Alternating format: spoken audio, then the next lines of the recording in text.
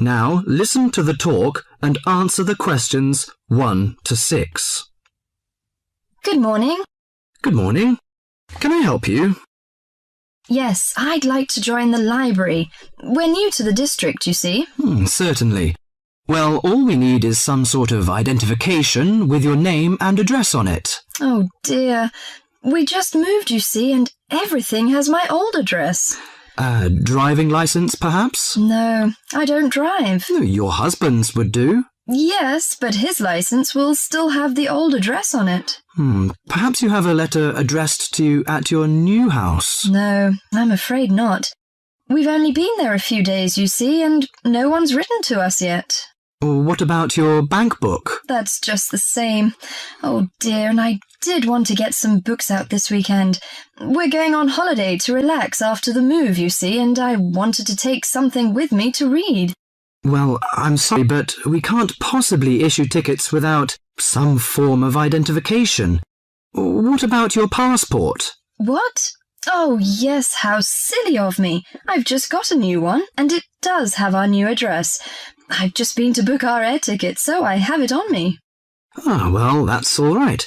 Your ticket will be ready soon. OK, how many books am I allowed to take out? You can take 4 books out at a time, and you can also get 2 tickets to take out 3 magazines or periodicals. Newspapers, I'm afraid, can't be taken out. Oh, that's fine. Do you have a record library? Some libraries do, I know. Yes, we do. You have to pay a deposit of $5 in case you damage them, but that entitles you to take out 2 records at a time. That's good.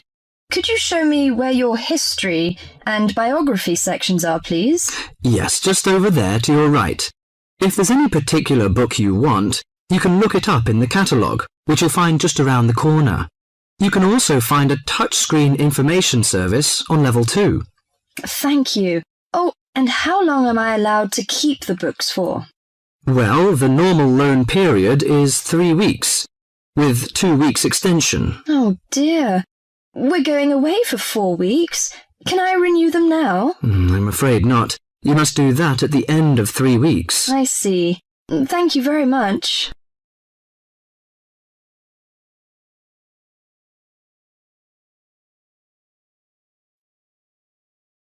Now listen to the talk and answer the questions 7 to 10. Well, let's go into some details. Your name, please, madam? My name is Barbara. The surname is Cooper. It's spelt as Cooper. Fine. And what's your contact number? If we have new books coming, we can contact you in time. Good. You can call me on 723-6518, but it's better after 5 p.m. You know I have to work during the daytime. Do you need the office number? I don't think so. It's enough. Could you tell me the address? I lived in King Road, but of course you need my new address. It's 25 St. Mary Road, Hanwell. That's Hanwell. Is that right? Yes. Do you need the passport number? I just brought it with me. Here you are. Yes, thank you. The number of your passport is G57980942. OK, and your ticket is ready. The number is M930123. Thank you. Could I take a look around and check out some books? Of course, as you like.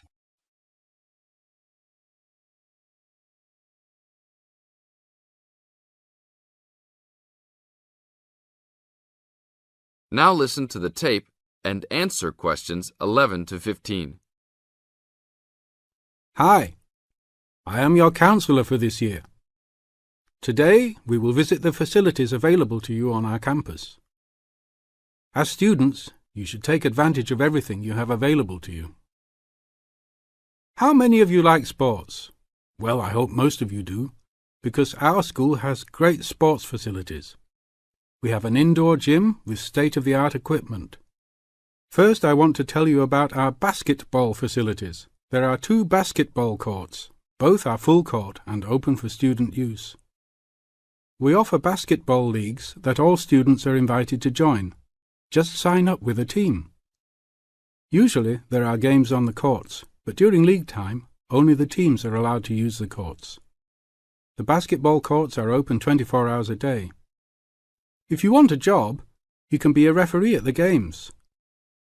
Next, I want to tell you about the tennis facilities.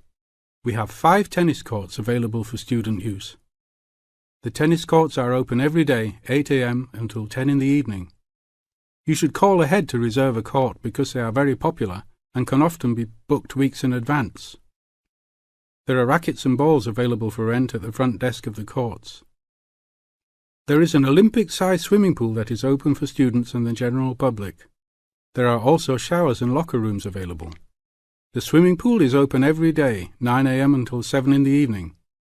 There are openings for the position of lifeguards, so if you are looking for a job in the sun, this might be good for you.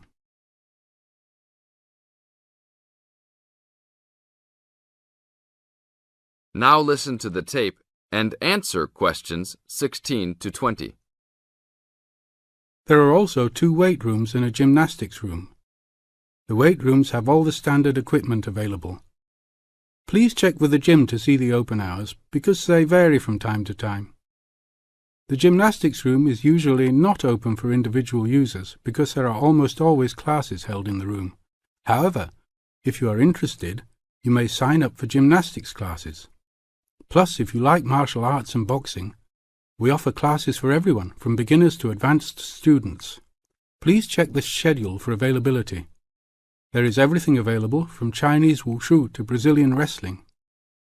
I will talk for a brief moment about our library system. Our campus has 3 libraries available to undergraduate students, 1 additional graduate library and 1 faculty library. The libraries are open daily until midnight except for during testing periods, when the libraries will be open 24 hours. Please look on a map to see where the libraries are located. All students with a valid ID can check out books, with a maximum of 10 books at a time. Books can be checked out for a 2-week period and then renewed for 1 month maximum.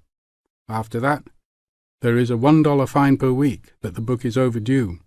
I will repeat that. There is a hefty $1 fine per week.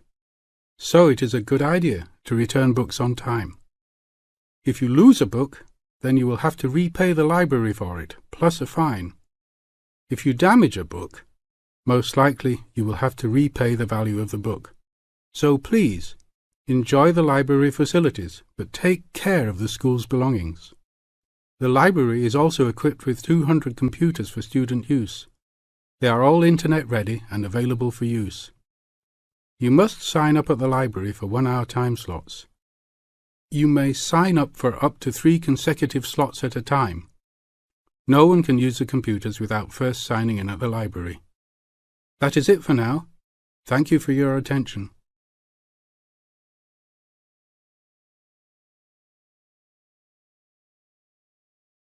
Now listen carefully and answer questions 21 to 26. So, what was it like in your school then, Lynn? Well, South African schools are very different from schools in Australia. For a start, children don't start their schooling until they are 7, quite a bit later than schools in Australia. What about New Zealand, Gail? We're more like Australia. I can't believe children don't go to school until they're 7.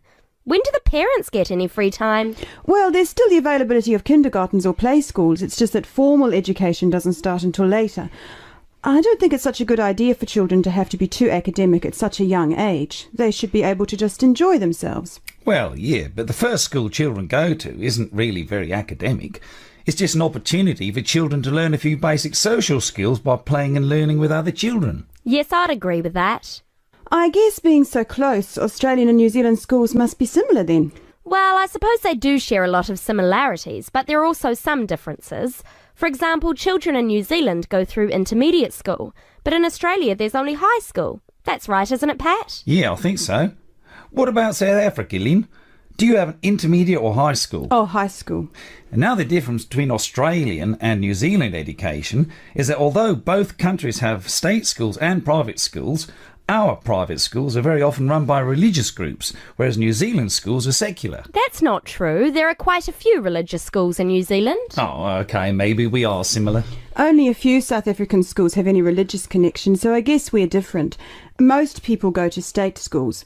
Pat, is it true that some people from your country don't have to go to school at all? Well, that's partly true. Because of the geography of Australia, there are a lot of children who do not have access to schools, at least on a regular basis.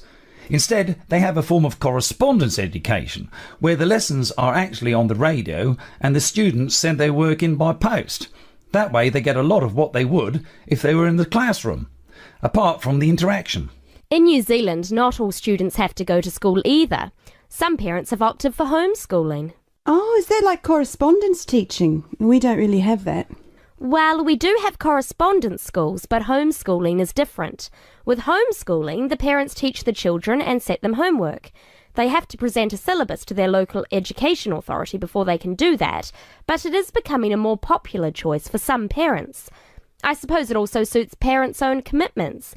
I mean, they don't have to worry about collecting their children from school, and they can always teach over the weekend or in the evening if they want to. Is the school day normally quite long then? Not in New Zealand, but I think it can be in Australia. Yeah, that's right. I think Australia is unusual in that there are extracurricular activities which you have to go to.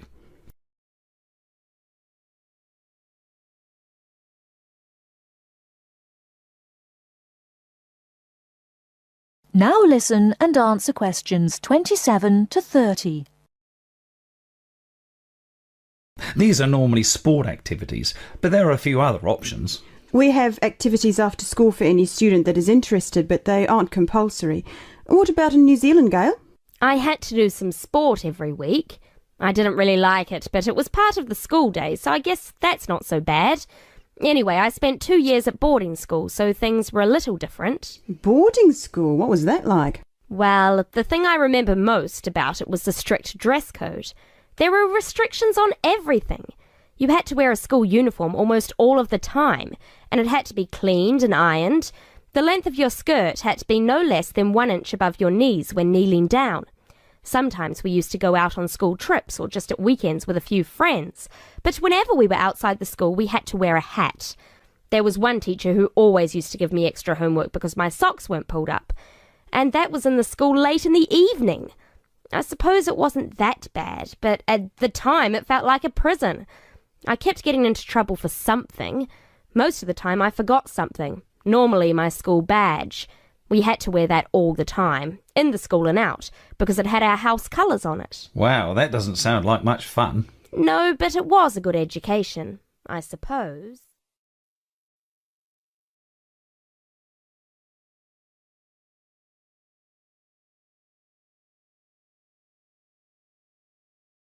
Now listen carefully and answer questions 31 to 40. Tom, where are you going? To the post office. I'm going to send some packets to Leeds. Do you know the best way to send them? Well, if your need is for a record of posting and delivery rather than compensation for loss, recorded delivery is particularly suitable for sending documents and papers of little or no monetary value. Well, what can we send for recorded delivery? All kinds of inland postal packets except parcels, airway and railway letters and parcels. The service does not apply to mail for the Irish Republic. I see. How do I post them? You should get a certificate of posting form from the container in the post office and follow the instructions shown on the reverse. The certificate will be your record of posting. Can I send anything in the post? No, you can't. You must not send banknotes, currency notes, and some valuable things because there is no special handling in the post. Recorded delivery mail is carried with the ordinary unregistered post, and there is no special security treatment. How do we use recorded delivery? Well, when your letter or packet is delivered, it is signed for by the recipient and a record is kept by the post office. The post office does not undertake to deliver recorded delivery or any other mail to the addressee in person, but to the address shown. You can obtain confirmation of delivery by completing an advice of delivery form either at the time of posting or later. This form will be signed by a post office official, not by the addressee of the recipient. A fee is payable, which is lower if the form is handed in at the time of posting. Is there any compensation for loss? Well, compensation is limited. Compensation may be paid for loss or damage, but will not be paid for money or any other inadmissible item. If you want a speedy service for articles of value with extra security of handling en route, and wish to have compensation in the event of loss or damage, you should use registered post. What can we send if we use registered post? Any first-class letter or packet except airway letter or railway letter. How do we post? What should we do? Well, you should make sure that the packet is made up in a strong cover and then it is fastened with wax, gum or other adhesive substance.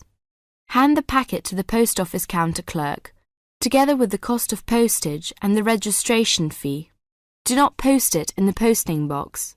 Make sure that the fee paid is adequate to cover the value of the content. The counter clerk will give you a certificate of posting which he has initiated with the date stamped. Is there any special security for the registered post? Yes, all registered mail receives special security treatment.